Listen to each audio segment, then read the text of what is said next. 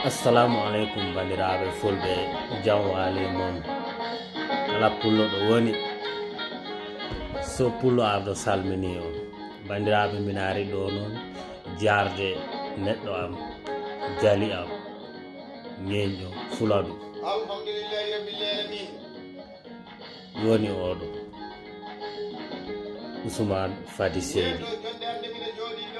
Vraiment so pullo e salminama, ino juuroma, ino ñaganoma kadi jam e cella. Mboɗo andi tan ma taw so yimɓeɓe nani ɗum ɗo cikka ho ma won ko Soppulo ardo waɗani Fadi Seydi. Soppulo waɗanani Fadi Seydi hay ndiga so wona Fadi Seydi on kam faami holko woni jaɓɓal Soppulo ardo. So a ƴeewi logo Soppulo ardo a anda, so aɗa faami kay taw mi sifanakima ma a faam holko woni darande am.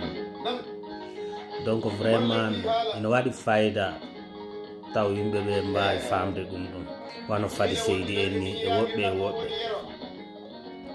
ɓay vraiment ndemin cifondiri on ñan mbo andi noon ha ode kam min mboɗo andi ɗum. Donc ko yettere Allah, vraiment yo Allah accu jikke ɗe, ina waɗi fayida yimɓeɓe jikkondira, surtout na kamɓe an andi Fadi Seydi ko artiste, kanko koteji ɗi foof ɓa yeru ko manam jaliɓe ɓe, manam kala ko woni instrumento taw ko tokkete mboɗo sikki e Fadi ala ko mbo wawa. Donc kanko es un artiste completo digamos, kanko e waɗi complete. Te kadi min e yiyande am o mawninkinaji, ɓay soko neɗɗo mawninkininoɗo o wawano ɗum wadde ɗum ɗo. Min toujours mboɗo yam min so pullo mi ɗaɓɓani inde, min mi yiɗani inde, ɓay min mboɗo sikki d'abord woodi ko idi inde neɗɗo on, min ko ɗum woni jaɓɓal am ngal. So wona ɗo o Fadi Seydi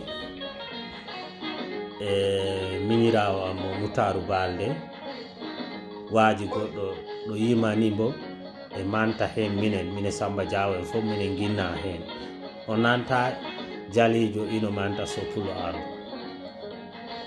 ɓay min mi ala, min komi ɗaɓɓanne, ɗum addi min mboɗo sikki woodi ko idi tawon inde. Yo Allah yaw ɓeydo ko ɗum baddami yimɓe fulaɗuɓe mbiyammi patron mi yaw men amini, somi wonno patron mi jottano koɗo tano min e ɗini fulaɗu toon ɓuuri welde, mais ko yettere Allah. Donc Fadi Seydi no jogui ɗo giɗo te mbiɗo jogui jikke kadi, kales mi ala mais jikke kam mboɗo jogui. Donc ha yesso ko lawol mboɗo ñaganoma jam e cellal.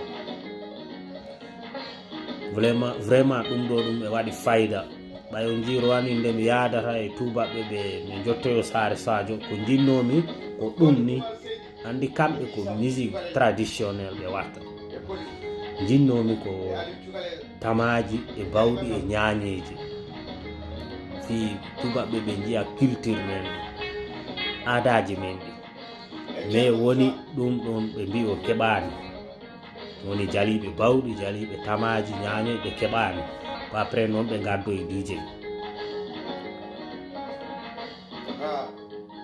Donc e waɗi fayida vraiment tawa en jejitani cosaan men,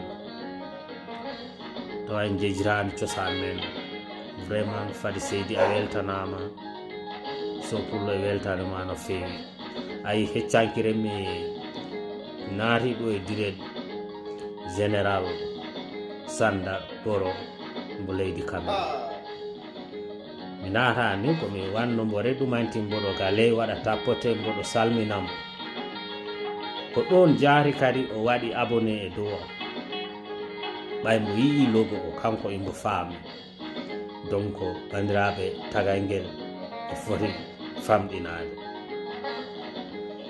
ɗon tan mbawmi on wiide vraiment Fady Seydi a jarama sokkuɗo weltanoma kadi ha yeeso ko lawol inchallahu rabbi yo Allah accu jikke yo jaam ñallu e men